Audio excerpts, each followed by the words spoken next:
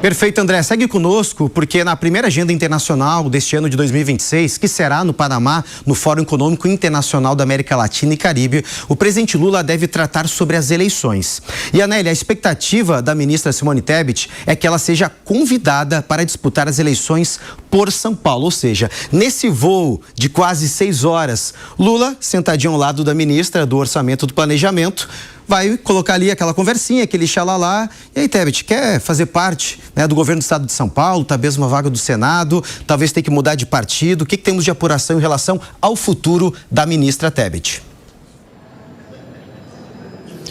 Pois é, Cássio, justamente acontece essa movimentação exatamente com aquele intuito que eu disse agora há pouco, que é de fortalecer o palanque do presidente Lula nos estados, não apenas para que ele tenha apoios considerados mais fortes para a campanha à presidência, mas também para que o Senado possa ser ocupado por uma base maior do presidente Lula, caso ele seja reeleito em 2026. Então, nesse sentido, também tendo de olho o estado de São Paulo como centro das atenções, Simone Tebet pode sim receber esse convite para que seja candidata e assim fortaleça a base de apoio do presidente Lula. É uma questão que ainda é tratada de forma muito interna e ainda muito reservada pelo Palácio do Planalto, mas a ministra é sim uma das 3 que viajam nesse momento com o presidente Lula até a cidade do Panamá, onde a partir de amanhã deve acontecer então o Fórum Internacional Econômico da América Latina e também do Caribe. Além de Simone Tebet, quem também viaja com o presidente Lula é o ministro do Turismo, Gustavo Feliciano, e o ministro das Relações Exteriores, Mauro Vieira. Ele já se encontra no local também, uma vez que são aguardadas cerca de 2.500 autoridades e, inclusive, nessa terça-feira, o presidente Lula também tem uma reunião bilateral com José Antônio Kast, presidente eleito do Chile, ele que em outras ocasiões já chegou a chamar o presidente Lula de bandido, mas que agora, então, deve realizar essa reunião bilateral, nas palavras dele, porque as diferenças políticas não devem influenciar nas relações entre os estados. E nesse cenário todo pode acontecer sim essa conversa do presidente Lula com Simone Tebet, já tendo em vista esse cenário eleitoral de 2026. Cássius. Valeu, André. Obrigado pelas informações. Meus amigos, teremos uma mudança bastante significativa, né, na fotografia da esplanada dos ministérios. Inclusive, eu quero repercutir isso, inclusive, com o Alan Gani e também com o Fábio Piperno, com o Zé Maria Trindade, porque, Piperno,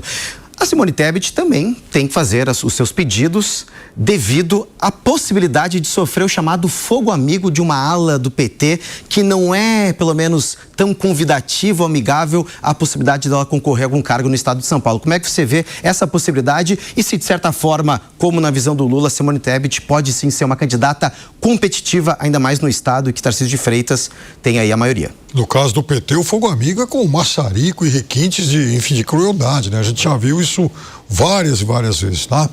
Esqueci. É claro que o presidente Lula gostaria de ter a Simone Tebet no seu palanque aqui em São Paulo. Há uma operação de convencimento da ministra para que ela saia do MDB, entre em uma outra sigla, possivelmente o PSB, e se apresente como candidata aqui por São Paulo, provavelmente, inclusive, ao Senado. Esse seria o ambiente ideal para o presidente Lula. Agora, vejam, se o presidente Lula, de uma hora para outra, ele vira amigo do Trump, se ele conversa lá com o Kast, que chamou ele de bandido e tal, imagina se, né, ele não tem lábio suficiente para tentar convencer não apenas a Simone Tebet, como também o ministro Haddad, né? Porque é esse o objeto do desejo, sem dúvida nenhuma, de muita gente lá no Planalto. E se por acaso, né, esse chamego todo conseguir influenciar Geraldo Alckmin para uma certa ala do PT, melhor ainda, porque aí tem um outro jogo mais sofisticado, inclusive.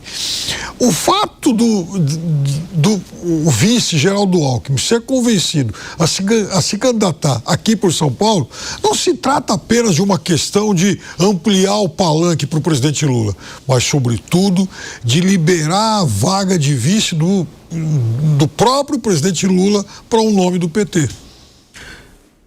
4h32. Para você que está na rádio, a gente vai fazer um rápido intervalo. Para quem segue conosco aqui, o 13 em 1 segue discutindo o cenário político-econômico E vamos seguir, gente, com Alan Gani. Alan, eu queria te ouvir, inclusive, sobre essa questão do capital político de Simone Tebet. Ela disputou as últimas eleições presidenciais, ela tem um capital político interessante ali, dos 4, 5%, que foi determinante do apoio que ela deu ao presidente Lula. Inclusive, acabou também, né, ganhando o Ministério do Planejamento, do Orçamento. Esse capital político, depois de quase 4 anos, se manteve? Você vê essa força, essa competitividade, ou até mesmo a possibilidade de Simone Tebet ganhar palanque no estado de São Paulo de um eleitor um pouco mais de centro, que votaria no Tarcísio, mas pensando, uma mulher, mas ali, né, também tem alguns pensamentos conservadores, mas que também dialoga com a base do governo, com a esquerda. Poderia ela conseguir angariar alguns votos muito mais que Fernando Haddad? Olha, eu acho difícil, Cássio, pelo seguinte, a Simone Tebet, ela teve uma passagem pelo governo, mas também não deixou uma grande marca no governo, né? É verdade que ela chegou com um capital político interessante, mas não foi uma super ministra. É diferente, por exemplo, olha só para a gente comparar, quando o Tarcísio sai do governo Bolsonaro, ele sai como aquele ministro, o ministro da infraestrutura, o obreiro, né? Ele sai com uma marca muito forte. Então, eu não vejo essa competitividade dela para o governo do estado. Eu acho que se ela for para o jogo, ela vai entrar para perder. Eu adoro metáfora futebolística, é aquele jogador que vai para o sacrifício. O Piperno sabe bem disso, né? Vai entrar e vai para o sacrifício. Agora, talvez para o Senado, aí ela seja mais competitiva.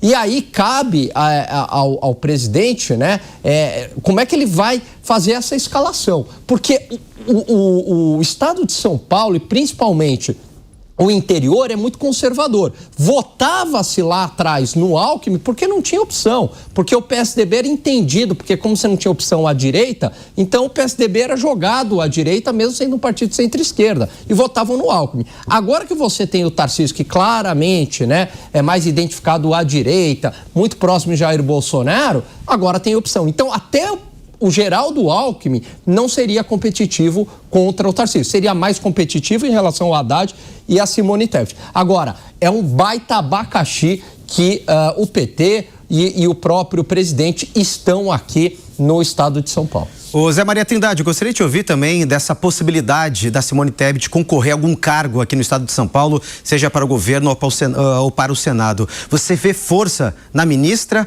ou apenas é uma tentativa do presidente Lula, de certa forma, entrar nesse jogo que está praticamente perdido, mas pelo menos tentando aí uma saída honrosa ou pelo menos, né, conquistar mais palanques dentro do estado?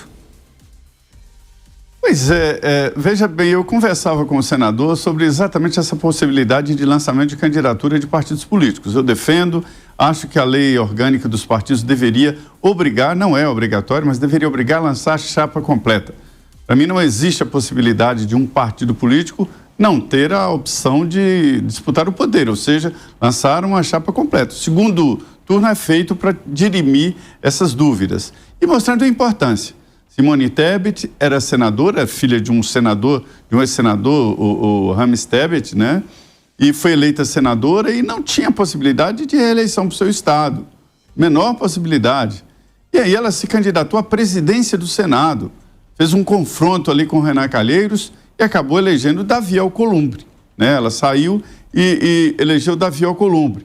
Ali ela se alavancou só na candidatura. E depois a candidatura dela à presidência da República deu ao PMDB uma visibilidade maior.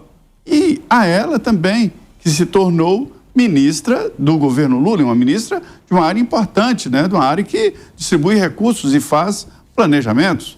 Quando nada, ela aprendeu muito sobre poder e sobre exatamente gerir recursos públicos.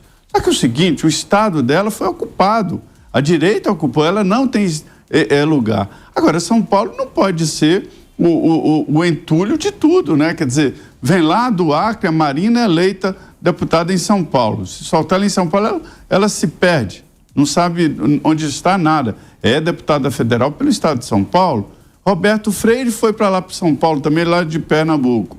E assim por diante. São Paulo está parecendo essa curva de rio, onde tudo para, é um sofá velho, é um pneu de carro jogado fora, sabe? Não pode ser assim. As pessoas têm que ser responsáveis e fazer política com um comprometimento com o Estado. Eu não gosto disso, não gosto dessa história de paraquedas no Estado, qualquer que seja ele. Isso não é natural, isso não é normal. Além do que, fura a fila. Existem vários candidatos ali desta área, desta linha, que estão esperando a chance de se candidatar ao Senado Federal. Eu não acho isso natural, não gosto da história e acho difícil que ela saia de um estado, caia de paraquedas e seja eleita logo de cara senadora pelo estado de São Paulo.